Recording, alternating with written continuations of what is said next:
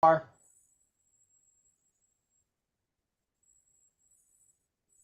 is going on, everybody? Whew, technical difficulties can be a bitch, but we are here. We are alive.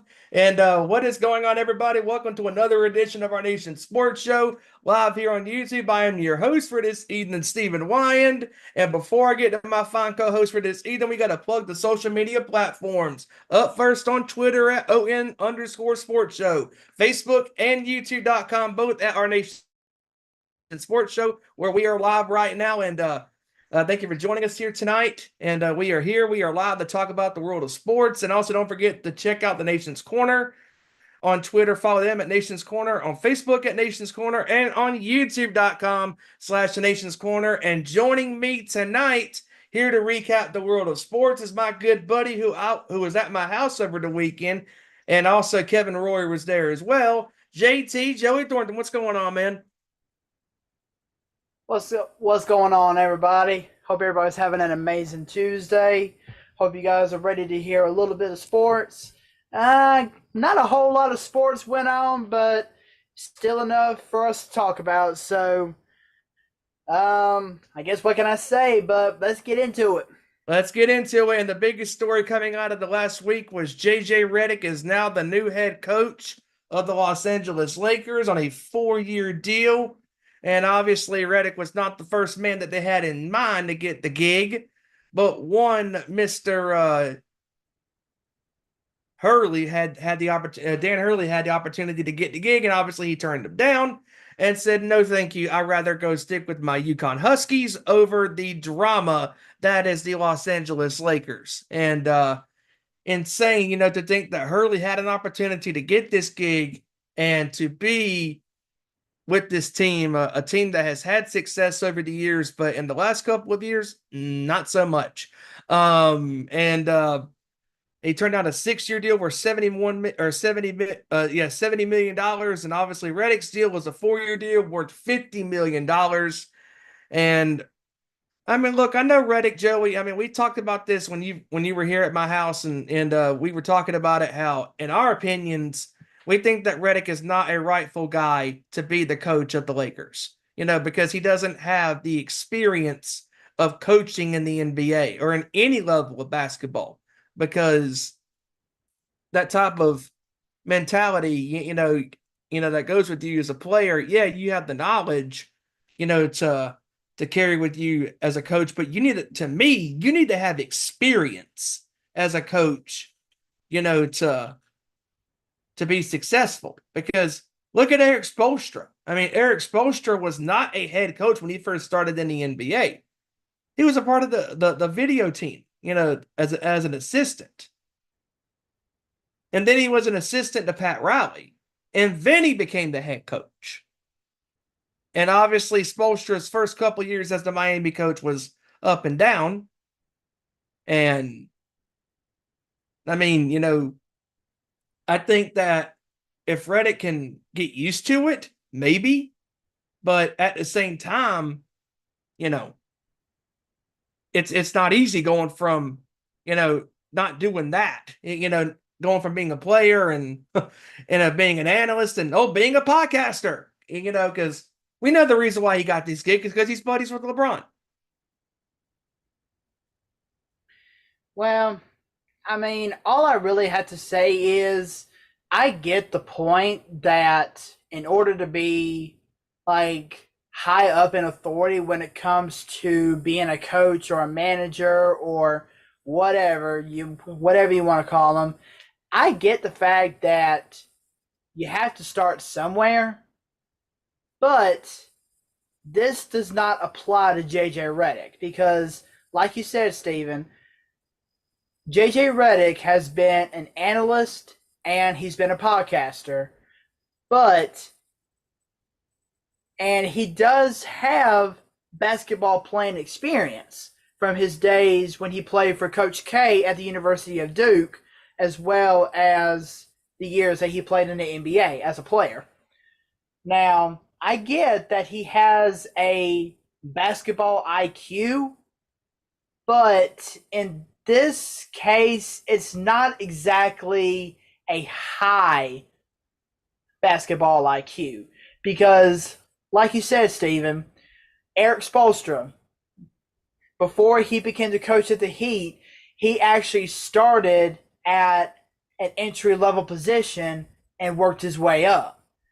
That's how you build success being a coach for an NBA franchise. You can't just pick somebody random off the street and just give them a playbook and a whistle and expect them to be a great head coach, because 9 times out of 10, that's not what's going to happen. And I get the fact that he's buddies with LeBron. Whoop-de-doo. But it doesn't mean anything, because the Lakers, even though they have faced major adversity over the past few years, pretty much turned it into a laughing stock, they still have a lot to be expected on the table, because for a while they were, or I guess you could say the past few years, they were tied with the Boston Celtics for most championships in NBA history. That, of course, now has been toppled by Boston winning their 18th NBA championship last Monday, but I digress. But yeah, the Lakers, they have a rich history, because they've had players such as Kobe, Shaq, James Worthy, Derek Fisher, Robert Ory. I mean, they've had great players lace up their basketball shoes and get on the court and just put up numbers and win championships like people couldn't believe. But those were the days of old. This is a new age. And I'm sorry, but LeBron, he may put up impressive stats from time to time, but stats only tell part of the story. Barely, I would say not even half the story. Because in order to be a true NBA player, you got to play good, which I get, but you also have to be seen as a follower. Notice I didn't say leader, because all leaders start out as followers. And for LeBron's sake, I mean, I get the fact that he is pretty much the leader, because that's because he has been under the tutelage of various head coaches as well as various superstar teammates over the time that he's been in the NBA. So LeBron may consider himself a leader, but there lies the issue. He considers himself a leader. He does. And maybe his Laker teammates. But everybody else in the world, they're not buying it. No. And honestly, honestly, I know I'm not. Steven, I know you're not. And I'm sure to hell that Kevin, Ezra, Randy, and Hijacker aren't believing it either. No. I know they're not. No, and also as well, real quick, LeBron has been offered a 3-year, $160 million contract max deal to stay with LA, which I think is bullcrap, because he's not worth the money anymore. The only reason they want to keep LeBron around is because rumors are highly circulating that the Lakers are going to use their draft pick to draft who else? LeBron's son, Bronny. And it is pathetic that they are thinking that. Because Bronny, I mean, yeah, I have respect for him from coming back and playing on the court despite having that cardiac event this past summer that kept him on the shelf for a good bit of time. I do have respect for him coming back from that, because it's not easy coming back from those kind of injuries. Absolutely. Look at DeMar Hamlin, for example. When he suffered that cardiac arrest out there on the field, nobody expected him to come back from that. Everybody was expecting his career to be done. And for some people, suffering a major injury like that has ended their NFL career or ended their sports careers. Look at Ryan Shazier when he suffered that spinal cord injury. He hasn't been seen on the football field since. And Nope. several years ago, when that player from Rutgers, Eric LeGrand, just completely fell off. I would say completely fell off, but he suffered a major injury that kept him off the football field, and now, sad to say, he's living the rest of his life in a wheelchair. I mean, freak injuries and freak incidents happen. And I mean, I hate it for him, but but for Bronny's sake, he didn't really put up the numbers that everybody was expecting him to put up in his supposed one and only year with the University of Southern California. And the fact of the matter is, the only reason that he is being sought after in this draft is because he's LeBron's son. And everybody thinks that he's going to be just like his daddy. And over the course of 5, maybe 10 years, he might. He might prove us all wrong. I get that. But I'm just not buying into the hype right now. I'm not buying into it. Now, if he goes out there and plays with his old man and completely blows everybody away, I'll admit to my mistake. I will. But for now, I'm just not buying into the hype behind this contract offer to LeBron and the fact that they're more than likely going to use their draft pick to draft his son. It just doesn't fit with me. It just doesn't fit with me. No, I agree. JJ Redick is going to have some big shoes to fill because none of the coaches before him, such as Darvin Ham, Frank Vogel, Mike Brown, Bernie Bickerstaff, none of those coaches have been able to fill the shoes that Phil Jackson filled back in the early 2000s into the early 2010s. And honestly, I don't think anybody ever will. I don't believe anybody ever will. So I wish JJ Redick luck, but at the same time, I don't, because I'm not buying into this hype until I get proven wrong. I agree. I absolutely agree.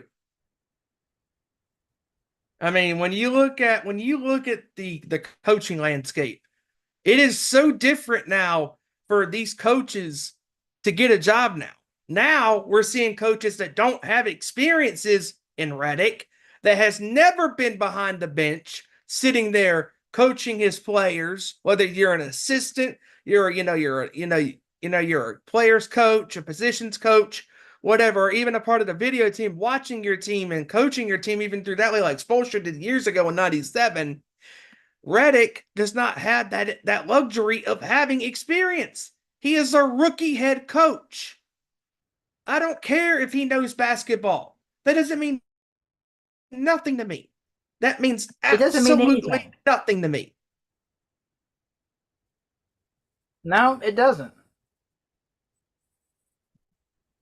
I mean, when you look at Redick's resume, he doesn't have one. Not really. I mean, yeah, he was on several teams like Philadelphia and the Magic and the Clippers. He's been deep in the playoffs, but he's never been to a championship. He's been to one finals, and that was with the Magic in 09. But that's when he was really a nobody. He was a reserve. You see, and now granted, the only head coach that once served as an analyst that has really gone on to have some success is, of course, none other than Steve Kerr. But that's because he had, whenever he took the Golden State Warriors job, he had a true, legitimate, chemistry-filled team around him. And he only made it better. because he knew what he was doing. That's right. Because I mean, when you look at Redick, I mean, was he a solid player? Absolutely, he was a solid player. And, he had some success. And he said in an interview that he thinks that his experiences as a player, as an analyst, an analyst, a freaking analyst. You were an analyst for one freaking year in, Major League. Yeah, you did some side games, here and there, before, but he wasn't on the main big boy broadcast, other than this past season. Yeah, Right. he did some games from time to time on ESPN, but he wasn't the main guy. He wasn't on the main booth with Mike Breen like he was this year after Doc Rivers left the broadcasting booth to go to coach Milwaukee. And when you look at Redick, I mean, yeah, he has experience as being a 15-year pro, in basketball and calling some games, but a podcaster, we're judging people's credentials as a coach based on your podcasting skills. What's next? Draymond Green's going to be a head coach? You know what I mean? Like, I mean, to me, it's ridiculous. It's absolutely ridiculous. Yeah, it is. I mean, when I look at the Lakers' resume and what they have, all they really have is LeBron and Anthony Davis right now on this team. And there's a lot of people out there that can, that are free agency begins next week. And also the draft starts tomorrow. And we all know, speaking of the Lakers, we all know who LeBron wants. He wants his boy. He wants his son to be playing alongside him with the Lakers. And that's probably who they're going to get. I will be shocked if Bronny James is not on the Los Angeles Lakers. Yeah, I'll be shocked too. Because looking at this, speaking of the draft, and I want to get this real quick before we go back to Redick. I do want to talk about that real quick because this, for the first time, is going to be 2 days for the draft, a 2-day event. And this is the first of the NBA. And I don't know, man. Like, I don't need 2 days of NBA draft picks. I'm sorry. Like, you're not the NFL. The NFL's been doing that for years because we all know the NFL is king when it comes to sports. Yep. And I don't think it's, I mean, of course they want to do great. But other than the first day of the draft, what other people that are noticeable that can go in the second day? Did you know a lot of the top names are going to be picked?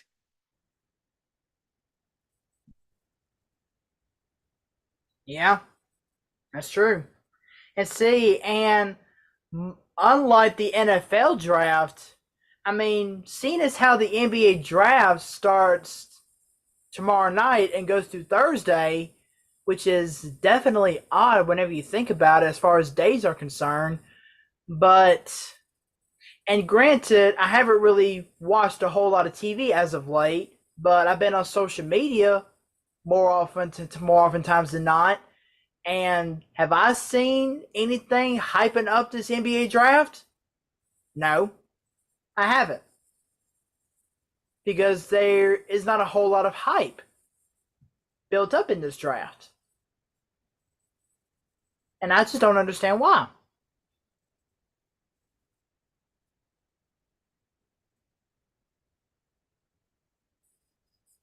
I mean, it's crazy.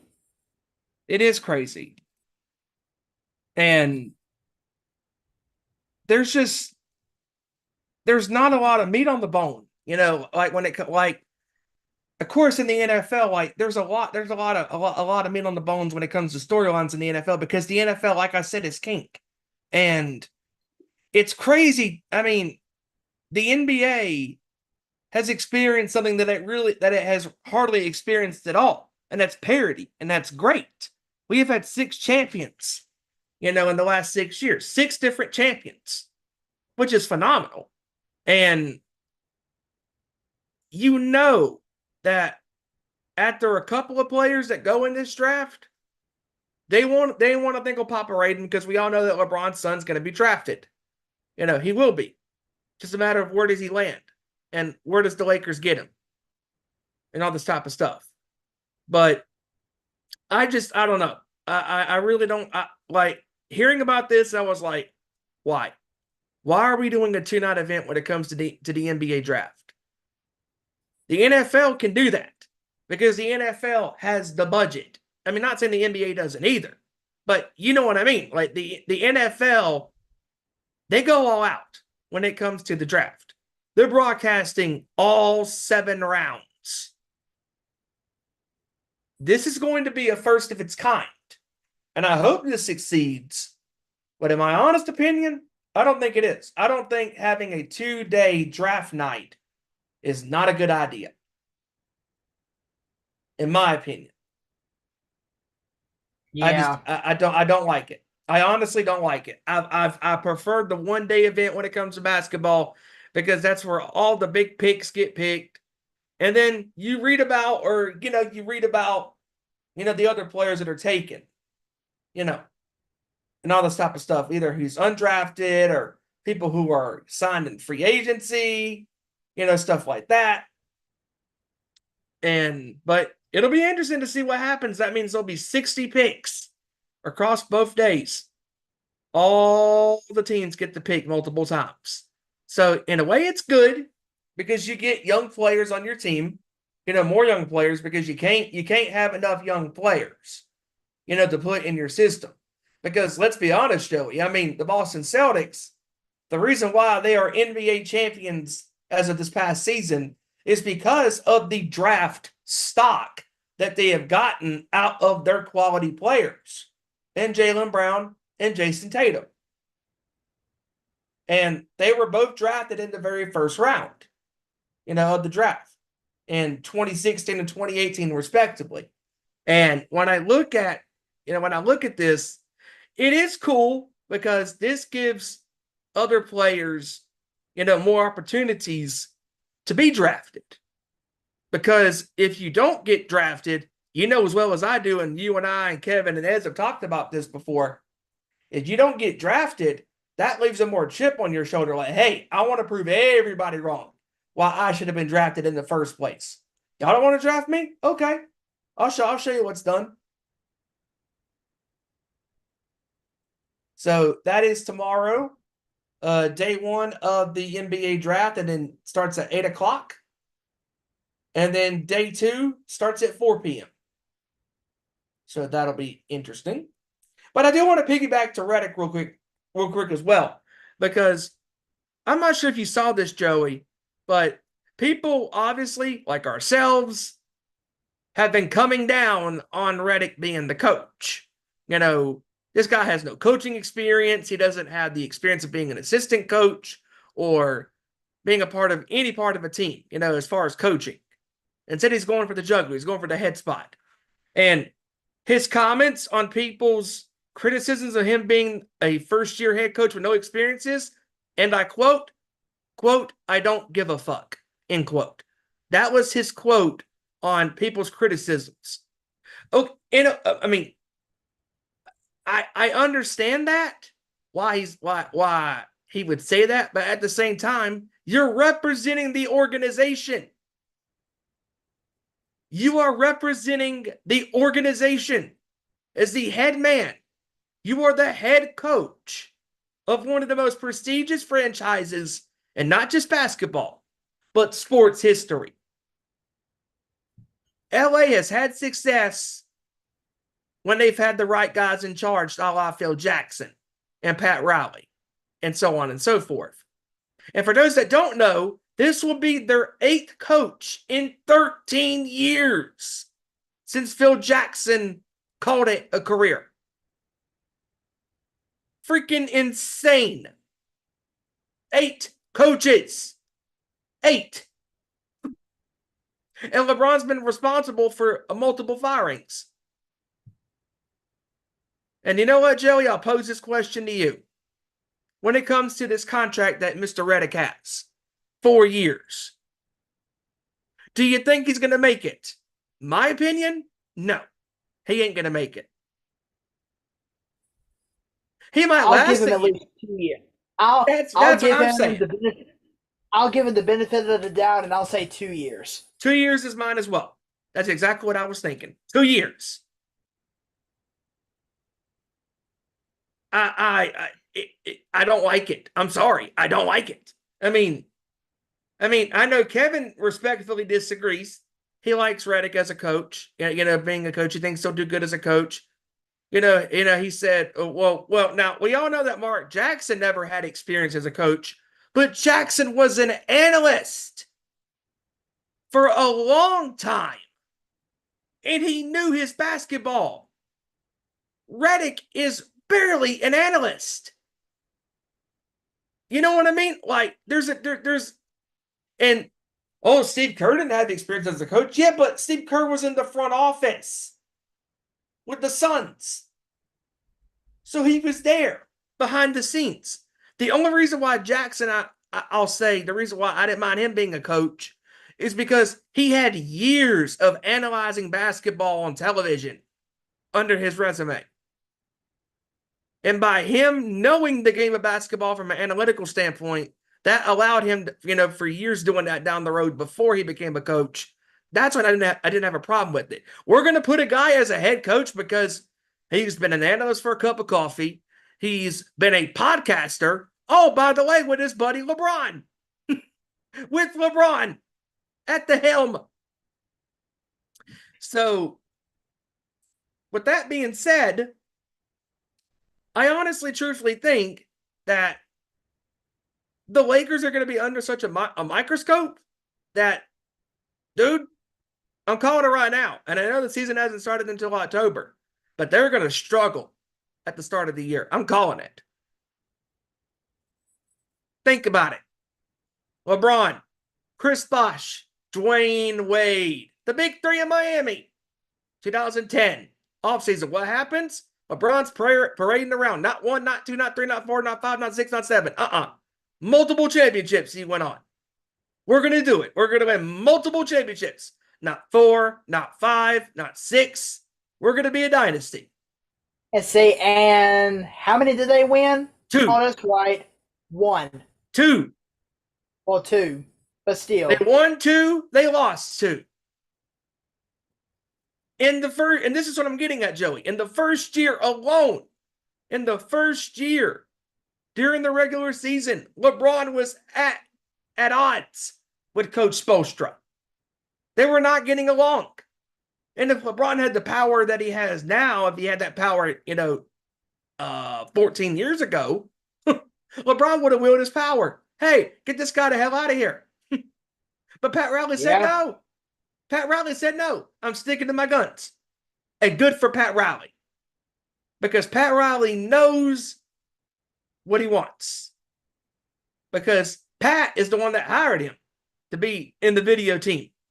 And then he promoted him as an assistant.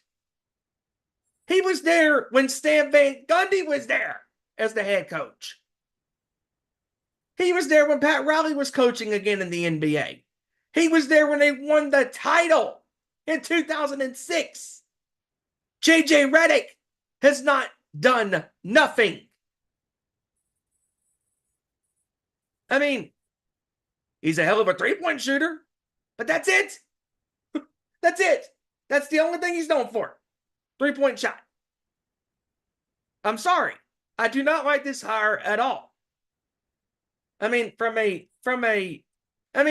does he know basketball? Yeah, he played basketball, of course.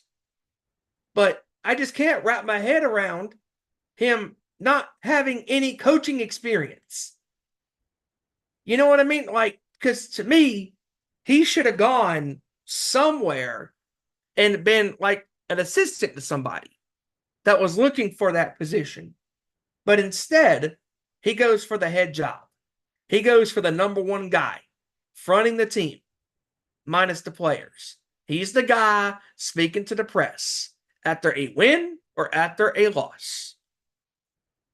And if this team struggles, I wonder how far can he go? Because we know, Joey, we know this, and we talked about this before the show, before we went live. There are several free agents that could possibly go to the Lakers. You got Trae Young, you got Donovan Mitchell. Those are the two big names that come into my mind. Big names that are looking for new contracts and possible new destinations to play on. So I'll ask this to you, Joey, when it comes to the Lakers. Yeah, Redick is the new guy in charge as far as a coach. But what do the Lakers, who do you think they need to possibly contend and getting, in that deep Western Conference? Because there's a lot of holes on that team's game. That's a pretty interesting question. But you know what? I know what the Lakers need. And I know who the Lakers need. Who's that? It's a little something I like to call HELP. They need help. Yes. It doesn't matter. It doesn't matter who it is. It doesn't matter where they're from. It doesn't matter how much skill they have. Well, yeah, it does kind of matter a little bit, but you get what I'm saying. They need help. They have so many holes. Like you said, Steven, they have so many holes in that team that is almost worth laughing at, because that is how bad they need help. And for once, I'm being nice and not picking about you with your Carolina Panthers. But I am going to say this. I am going to say this. The Lakers team needs help, just like the Panthers offensive line needs help. Now, granted, Carolina did spend a little bit of money when it comes to boosting their O-line. But if you still have Bryce Young running around, scrambling around out of the pocket because he doesn't have any protection, that money that they pretty much used goes right down the drain. Mm-hmm. That's what the Lakers need to do here. Not necessarily flush money down the drain, even though they have been known to do that. Trust me, they have been known to do that. But they just need to get help. That's all there is to it. Yes. It doesn't matter who, it doesn't matter where. They just need help. And honestly, they can go out and get somebody like, I'm just going to throw some random names out there. They could go out and get somebody like a Luka Doncic or a Giannis Antetokounmpo or a Steph Curry or a Klay Thompson or a Tyrese Halliburton or a Pascal Siakam or a Joel Embiid. But it doesn't matter. Yes, the Lakers can go out and get those types of caliber players, but if it's not going to lead to any success come playoff time, then what's the point of going out and getting them? Because one thing that we have mentioned several times on this show is the fact that the Western Conference has been the most competitive conference in the NBA in the past several years. You have teams like the Dallas Mavericks who finished as runner-ups this year in the NBA. You have teams like the Denver Nuggets who have immense talent on the court.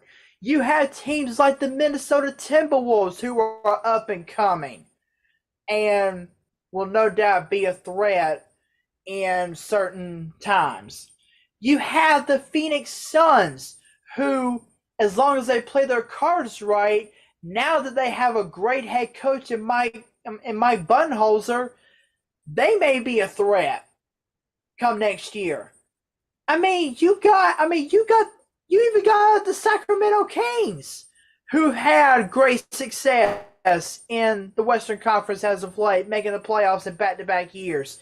You still got the Golden State Warriors, who can go out and compete on any given night. You have all these teams in the Western Conference that can compete.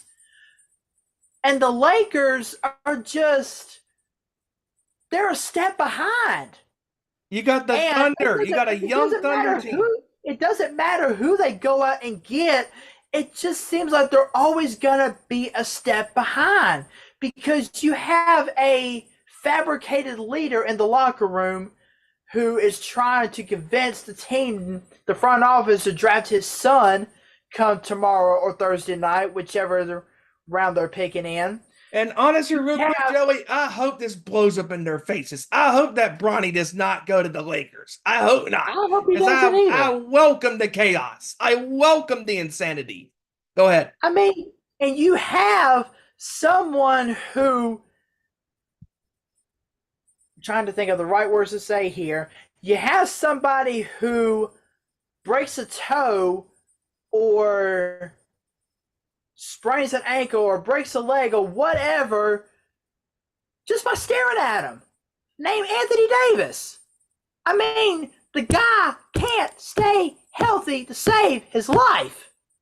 He can't. And who else? And I can't really think of anybody else that the Lakers have because all the hype is surrounded by LeBron and Anthony Davis. That's all they have around them.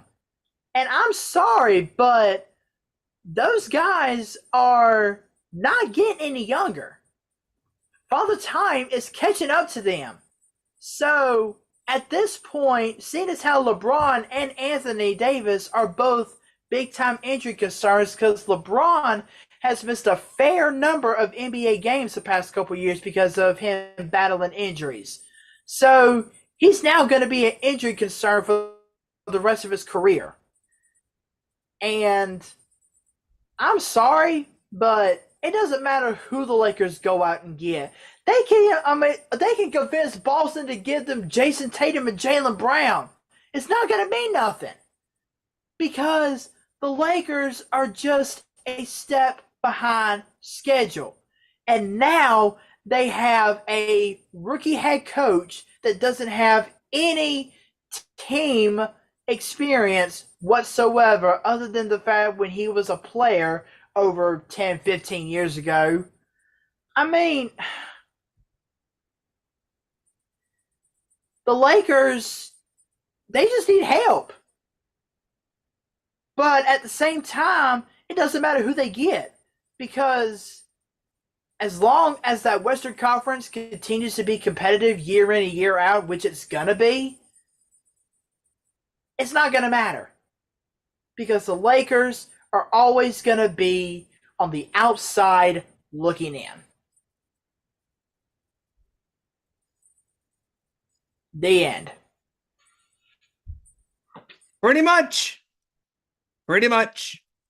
It's unbelievable.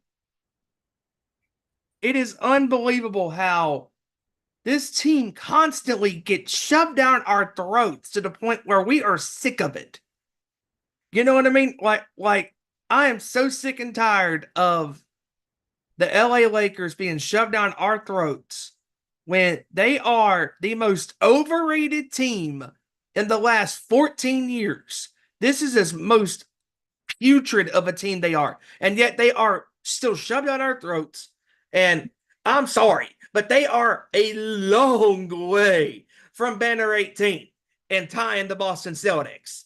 Because unlike the Los Angeles Lakers, the Boston Celtics have better track record success than the Lakers do. I was on YouTube last week, Joey, and I was watching this bull crap when it comes to the media was like all of a sudden the Celtics win the NBA Finals last week, and yet we're trying to compare the Celtics and the Lakers as far as finals appearances, 31 or 32 to 23. I'm sorry, but I don't care how many finals appearances the Lakers have as a franchise. I will take, and I'm not just saying this because I'm a fan of the Celtics, but I will take success from the Boston Celtics over the Lakers any day of the week because they've won 18 championships out of 23 finals appearances. Yeah. The Lakers have 17, well, 16 if you want to take away the Mickey Mouse championship. They have 17 championships on their record out of 30 some odd appearances. That ain't good. That is not good. And I'm sorry, but there's no comparison. There is no comparison. None. None. Makes no sense to me. Makes zero sense to me.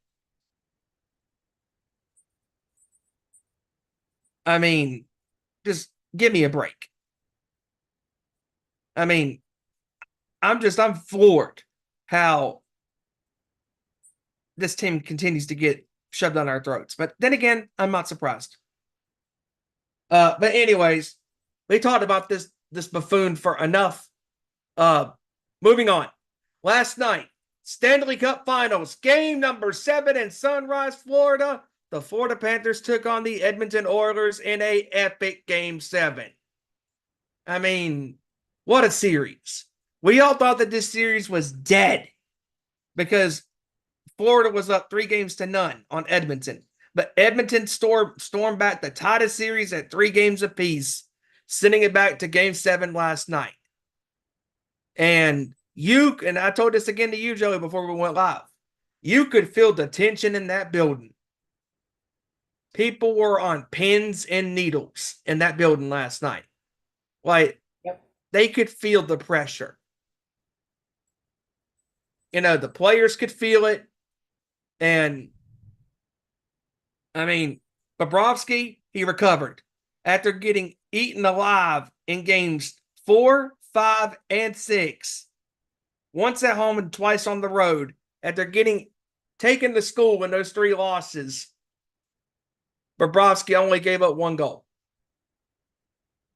And give credit where credit is due.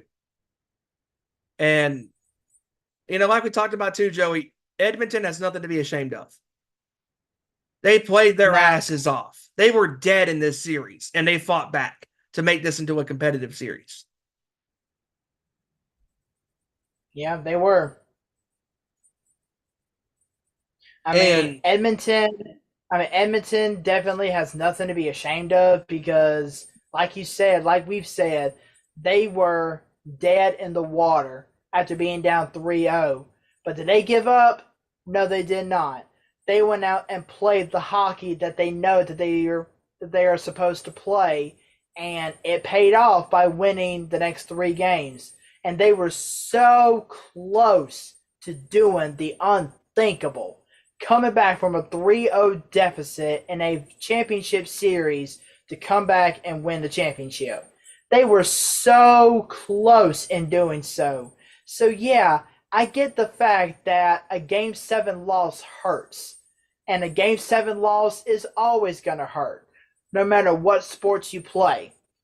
But at the same time, when you go out and give it your all, I mean, it's sports. A team has to win and a team has to lose.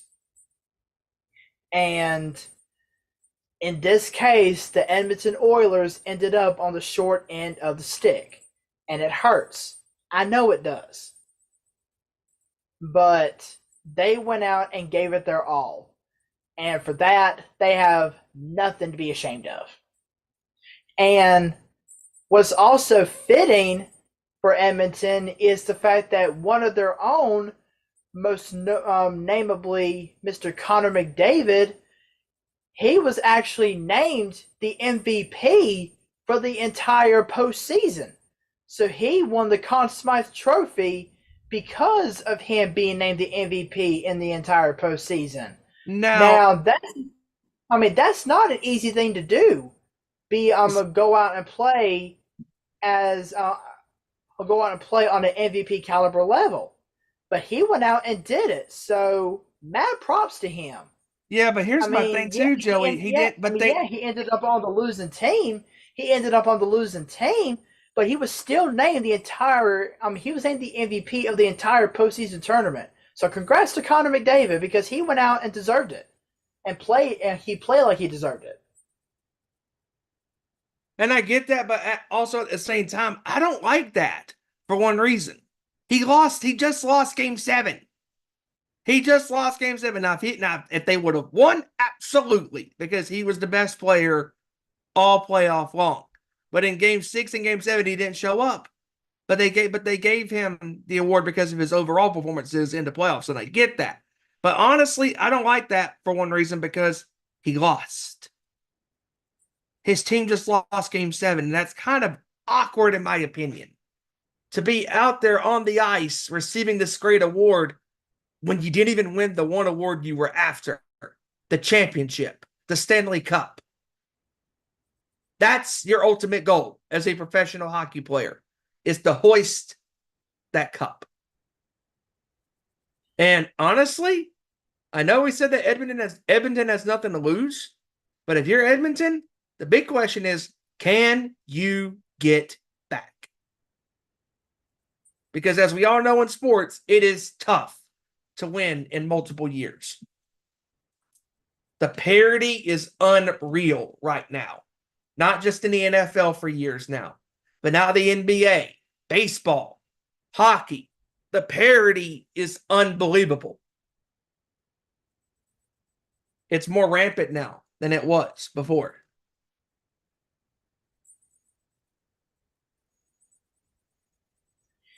Yeah, I guess you got a point when you would put it that way, but Connor McDavid is no doubt going to be an Edmonton Oiler for years to come, and hopefully his teammates that are around him will continue to be on the Edmonton team as well, so that way they can make more appearances in a Stanley Cup final, and eventually, Edmonton has the team to win a Stanley Cup if they wanted to. They do. And I have a feeling that if they play their cards right again next year, like they did this year, they may be challenging for a Stanley Cup again. We'll just have to wait and see. Yes, we will. Again, congratulations to Florida for winning their first Stanley Cup in franchise history. And all the hard work, all the sacrifices, they paid off. And they got to win their first Stanley Cup after coming up short last year against Vegas. And they got back to the Stanley Cup finals and they won. And now if you're Edmonton, now you have to push even harder to get back to where you want to be.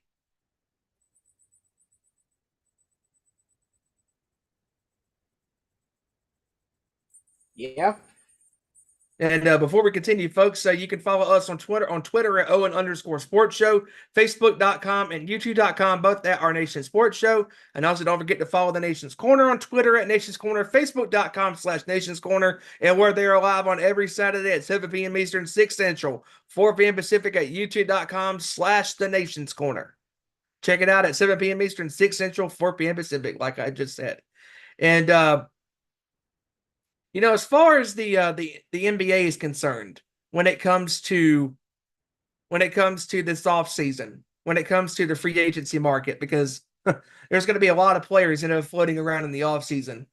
Like, is there any particular player in your mind that you're looking at as saying that this is where I think they need to be at? Like Paul George or Trae Young. There's so many different key players, whether they're superstars or they're role players. Like, I think if you're Paul George, in my opinion, you need to get away. You need to find a way to get out of there in LA and go somewhere else where you can possibly win a championship. Because I'm sorry, As long as anybody's teaming with James Harden, it's not going to happen. Well, it's funny you should say that about Paul George because there have been rumors about a certain team that could be interested in bringing him on, and I'm not talking about the Golden State Warriors. Oh, There is a team in the Eastern Conference that could be interested in bringing back Paul George I know where you're going with this. for a second run. And I'm talking the Indiana Pacers. Yep. The Indiana Pacers. They have been rumored to bringing back Paul George for a second run. So, and I mean, it was in Indiana where Paul George was tasting the first bit of success. So, if by some chance Paul George does wind up going back to Indiana, he could form his own big three with himself, Halliburton, and Siakam. And thank you for bringing that up because Pascal Siakam just got paid. Yes, he did.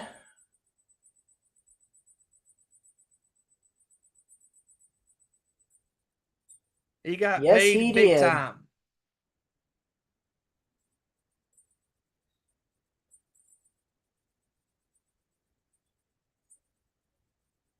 So congratulations to Siakam. I don't know I don't know the money term on the deal right offhand, but I'm pretty sure it's a 4-year deal if I'm not mistaken. Yes, it is a 4-year deal. Let's see.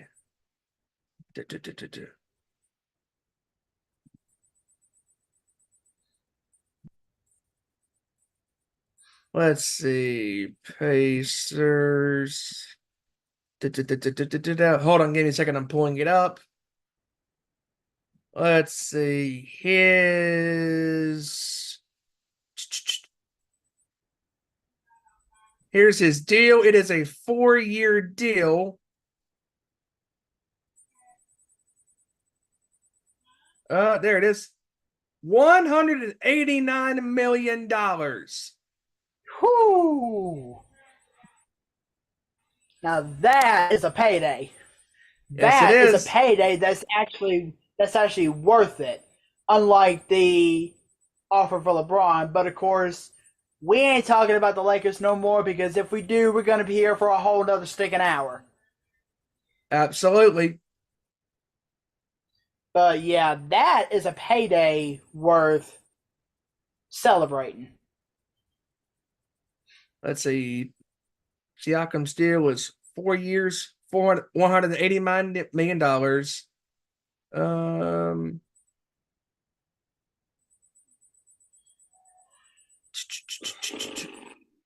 Let's see. Come on. Where's the... Oh, no options are in the deal as well. Wow. Nice.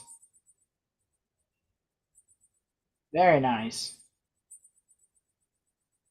So if you're Indiana, I think that's a good move for them to keep Siakam.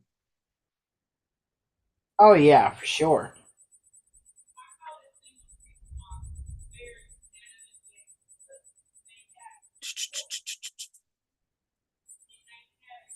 Wow. So Halliburton and Siakam are going to make the same amount of money.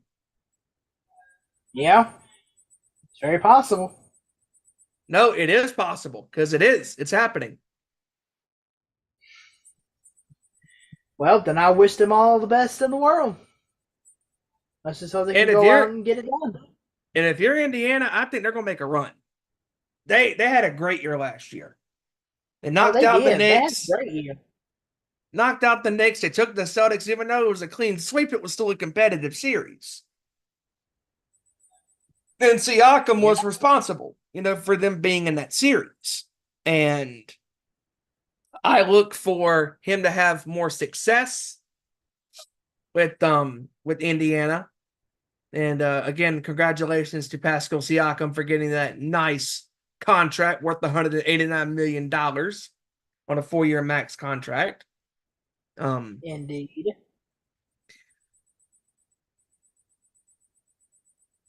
And as far as now, I know we're not a wrestling show primarily, but I do want to bring this up.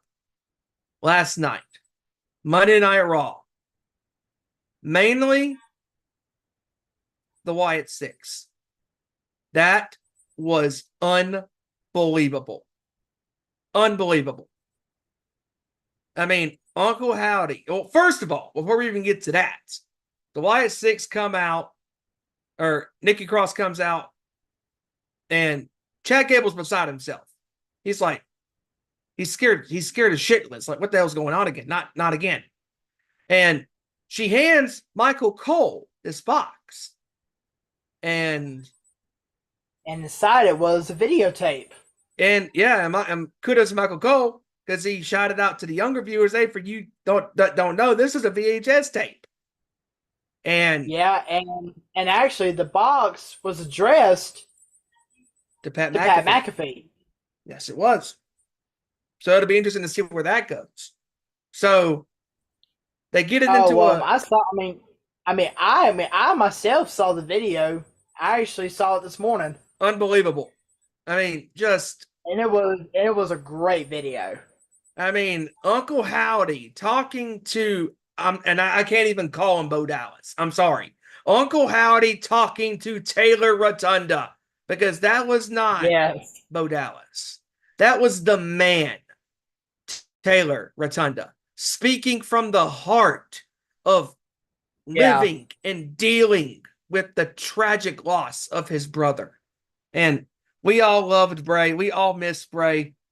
And man, I mean, we were wondering, how are they going to follow this up after last week's attack and their appearance and stuff?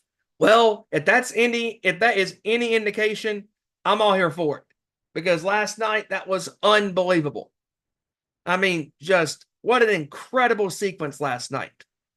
You know, for Rotunda. I mean, to do what he did last night. I mean, the way his cadence, his delivery, the way they were shooting back between him and Howdy, you know, it was unbelievable. I mean, and the QR codes, putting everything together, the hints that, you know, people were following around and picking up on. I mean, it was incredible. And going deep into the video, showing Bray. And I mean, the minute Taylor spoke, I was hooked. I had chills down my spine. It was incredible.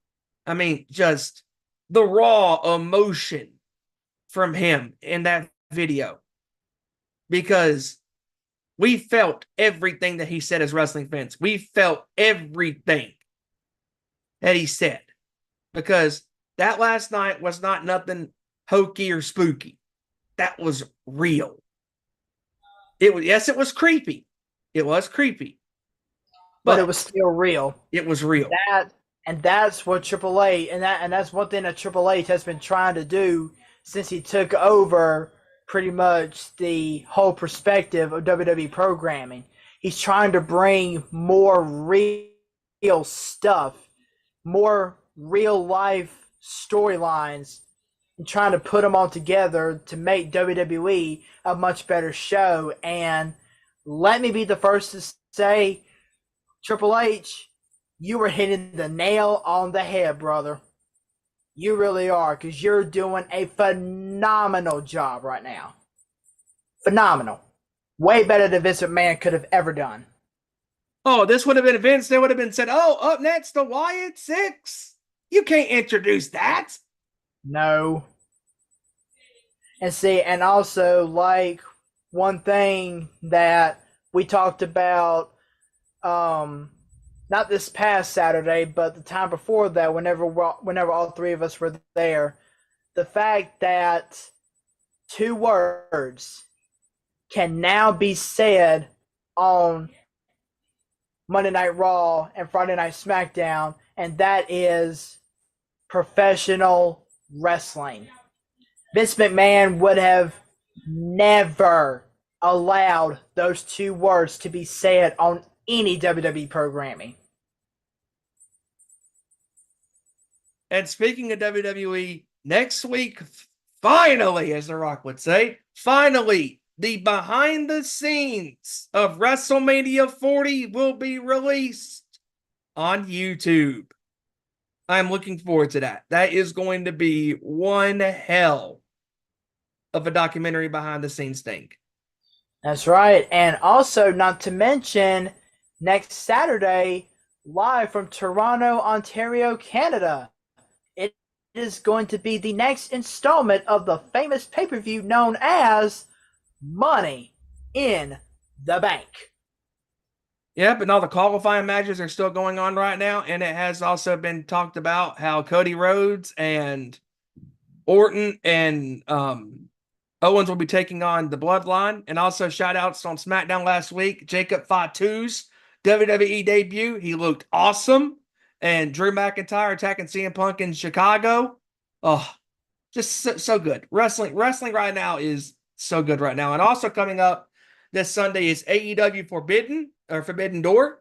And that should be interesting and highlighted by Swerve Strickland versus Will Ospreay for the AEW World Heavyweight Championship. TNA is hitting a great wave of momentum right now. Obviously, the return of the Hardy Boys to TNA. Jeff Hardy came back to TNA a couple weeks ago, so that's really cool. So yeah, wrestling continues to be hot. And speaking of hot, man, it's gonna get hot up in here when we start talking about football because man, we're inching so close to start doing our season previews again. I cannot wait. Cannot wait. Oh yeah, I cannot wait. I mean, down the weeks until we start our NFL conference previews. Because now that the NFL schedule has been released, I mean, it's pretty much going to be set in stone that we're going to be starting our conference previews very, very soon. And I'm looking forward to it. Me too. That'll be a lot of fun, as always. But anyways,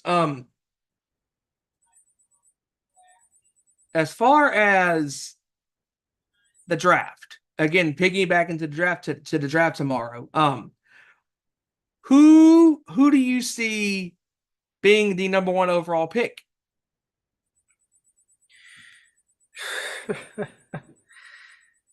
To be brutally honest, I really haven't done much research on who is available for the NBA draft. So, other than he who I'm not going to name, I honestly don't know of anybody that's in this NBA draft. Other than DJ Burns from NC State. But that's it. Yeah, because that's the thing about this draft is there hasn't been that one particular player that we're going, oh my God, he's got to be the guy. Like, there really isn't that definitive guy. I mean, you know what? You're right. Because, I mean, even all the great athletes that are going to be coming out of college and into the NBA, there really isn't that one definitive guy. And I hate to say it, Joey, but probably the one guy is Bronny. That's it. But he's not going number one. He's not. He's going to the Lakers.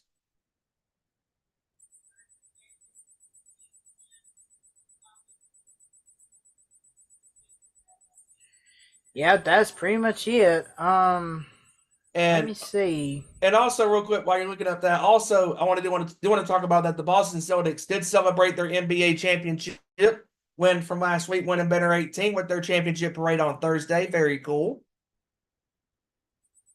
All the players getting to celebrate out there and celebrate all the hard fought, training and practicing and all of that good stuff. And congratulations to the Celtics for winning their 18th championship last week. All right, well, let's see. I'm looking at some people that are going to be, or some of the prospects for the NBA draft, and there are some pretty big names in here. They're saying that the highest bet for the number one overall pick is going to go to a Frenchman by the name of Zachary Resacher. And they're saying that another fellow Frenchman who was number one, or who was in the mock drafts to go number one for quite some time, it goes by the name of Alexander Sarr.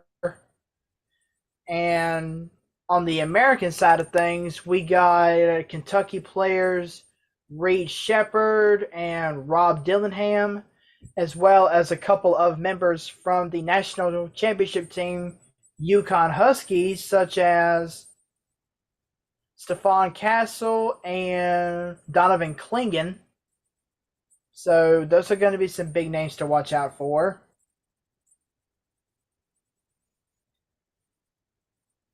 Let's see.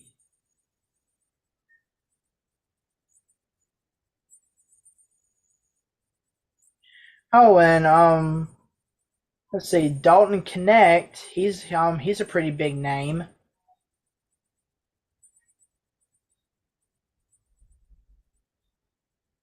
After playing some great ball for the University of Purdue.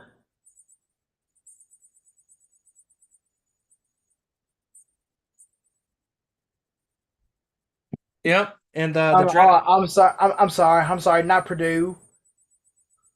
Tennessee. Oh, Edie, Oh, God, Zach Edie. Edey. Yeah, Zach Edey. I forgot about him. But here's the thing, though. We talked about Zach Edey after his college career came to an end. He's a talented big guy around the rim, but he doesn't have a full game yet. No, not really. So I look for Zach Edey to be a nice piece to a team that could use a big guy. That could help out a team as far as size, and maybe Zach can transition to a more predominant pro player. Let's see, Jared McCain from Duke. He's projected to go in the first round. Oh, here they go. They're saying Zach Edey, as of right now, in the latest mock draft, he is projected to go to the Toronto Raptors. Whoa, interesting.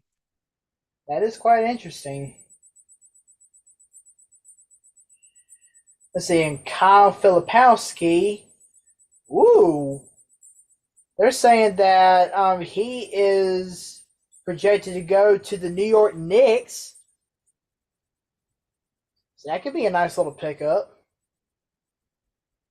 Let's see, Terrence Shannon.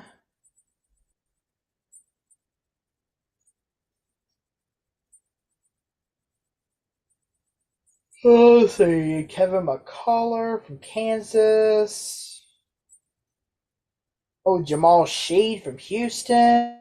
PJ Hall from Clemson.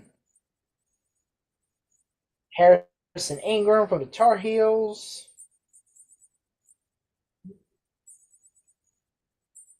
See Jalen Bridges.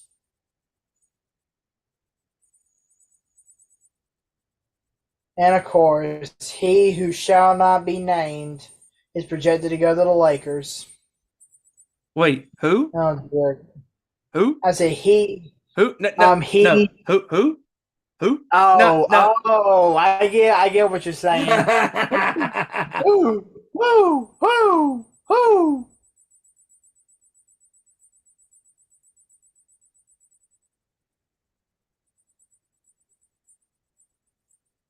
Woo, woo, woo, woo.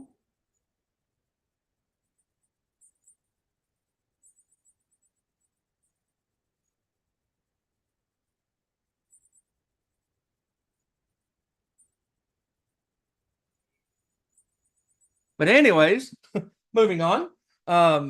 Moving on. So, and we talked about, on the show a couple of times when it comes to getting back to these finals. How in hockey it's tough and around the sports leagues it can be tough. But talking about the two teams that were just in the NBA finals, the Boston Celtics and the Dallas Mavericks.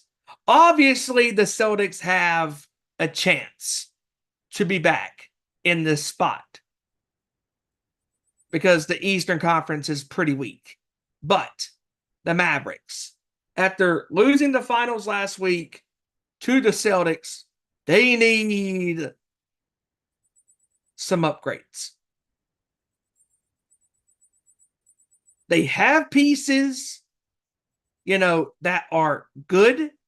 But if you're going to win in this league, you're going to have to get them, to be confident in themselves, that are already on your team.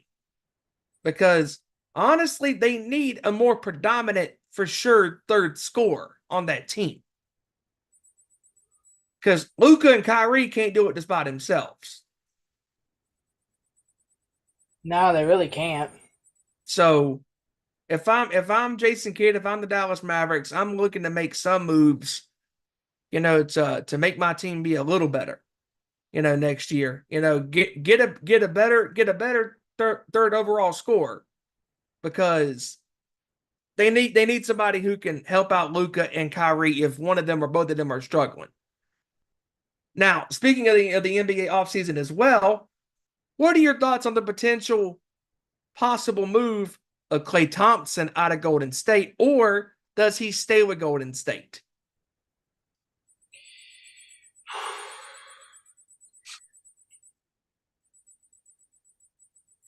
I honestly think he needs to stay with Golden State. And I think so too. And Kevin and I, we talked about this before you got here, the other day. And we're like, so what do you do? Do you do you keep Klay, or do you get rid of him?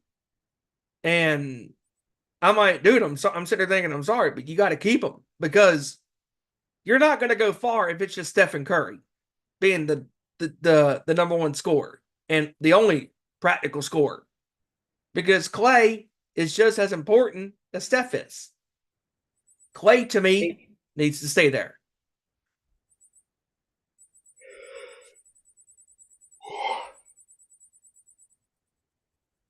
I don't like the possibility of him leaving, if he does leave, because Golden State needs him. Yeah, they do.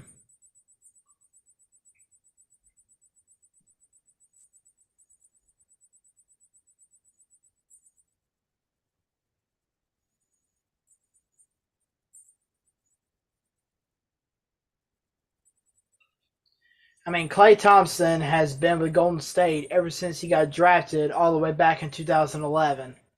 So, I mean, he and Stephen Curry have been known as the Splash Bros for well over a decade now.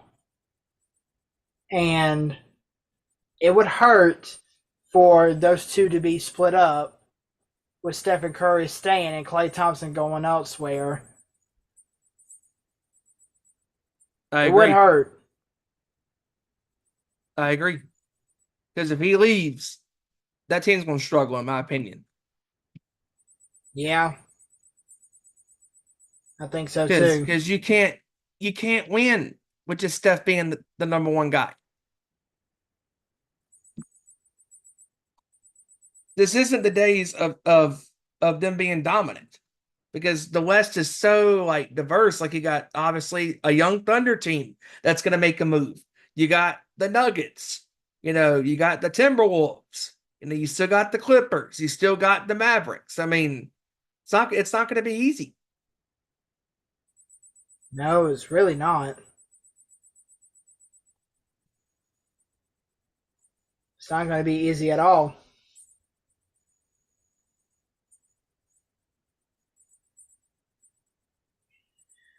But it'll be interesting to see what unfolds, because anything can happen now that the NBA has entered its offseason.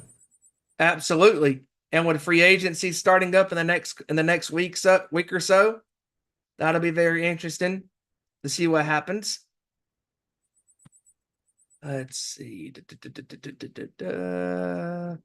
Oh, I remember seeing in our chat earlier today that the Cleveland Cavaliers have a brand new coach. Oh, that's right, they do. I believe it's Golden State Warriors top assistant Kenny Atkinson. Yep.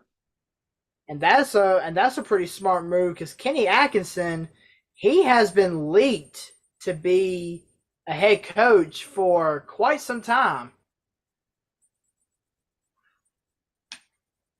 And maybe Cleveland is the best place for him to get that program back underway again.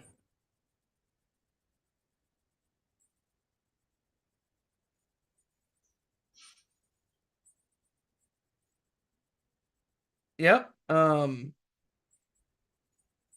this is interesting. So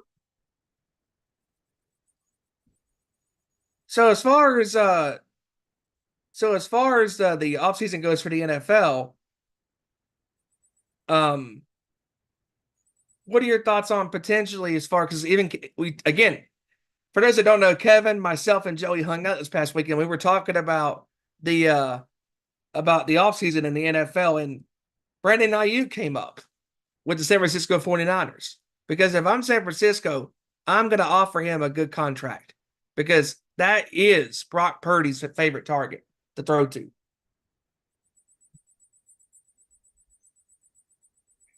I mean, it is. And from reports were going around saying that he requested a private meeting with the Niners front office. I believe it was yesterday when he went in there to meet with them personally. Chat, there's a Violet here in the chat is asking, when does the draft start? The draft starts tomorrow on the 26th at 8 o'clock. That is day one of the NBA draft. And then day two, and then day two is at 4 o'clock. So for the first time in NBA history, the draft will be held on two nights. Yeah, so check your local listings. Yep. But anyways, continuing, we were talking about Brandon Ayuk and how he needs to get a deal because, and I know Kevin said that, he hates to see that somebody would have to lead the team possibly. He said, give Ayuk a contract and let Debo walk. And I'm like, I get that, but to me, the hardest part about Debo is Debo hasn't been healthy a lot. He's had injury issues, but to me, in my opinion, Debo's a more complete player. He can run routes.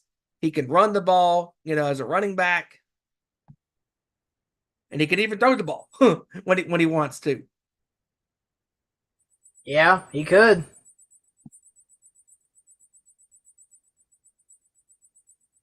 But I came across that was pretty interesting about San Francisco. Oh, there it is.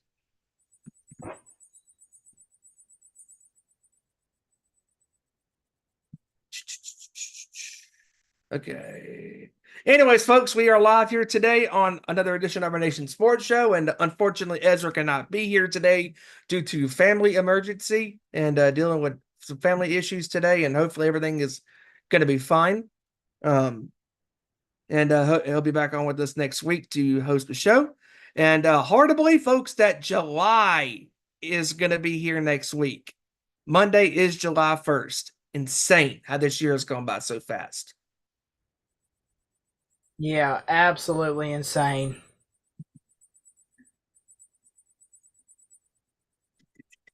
Man, it's a quiet week in the world of sports, especially after all these championship things have finished up and stuff, and crazy.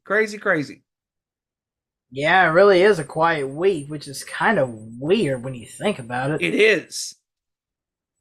Thank you, JJ Redick, for giving us content. Right?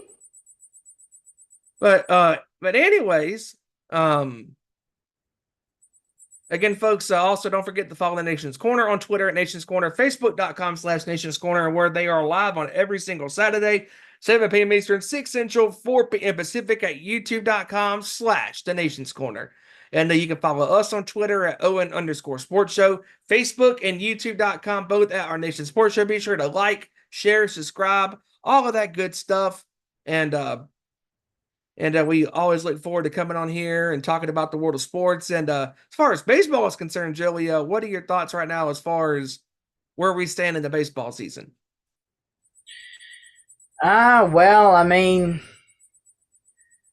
the Braves are playing a little bit better, but still got a ways to go. And the Braves are really dealing with some injuries because it seems like most of our players are just dropping like flies right now. But there's not really much going on in the world of baseball. I mean, other than the fact that Yankees are dominating. the Yankees are dominating, the Phillies and the Dodgers are dominating, and we're just about to hit the All-Star break, which all the events are going to be live in, I believe it is Arlington, Texas this year, which is the home of the Texas Rangers. Yep. The defending World Series champions, the Texas Rangers. That's right. That is right. I forgot about that. Yep. And I always look forward to the home run derby. Like, that's fun. That's a lot of fun. Oh yes, I love the home run derby. Absolutely. What? Just knocking them out of the park. Fun stuff. Speaking of fun, and I'll bring this up for those that don't know. Me and myself, Joey, Ezra, and Kevin and I were wondering where that CD Lamb clip was, and we found it. Yay! We found it. Yes, we did. So if you want to go back into the archives and check out some of our older shows, go back to September 13th of 2022 when Kevin made the infamous line, CD Lamb can't CD ball. It is great. It is glorious. It will soothe your soul if you are a Dallas Cowboys hater. It will soothe your soul if you enjoy their misery. It brings warmth to our heart. Yes. And the Cowboys, spoiler alert, are not going to make the Super Bowl next year. Another year of failure is coming. Slowly but surely. Anyways.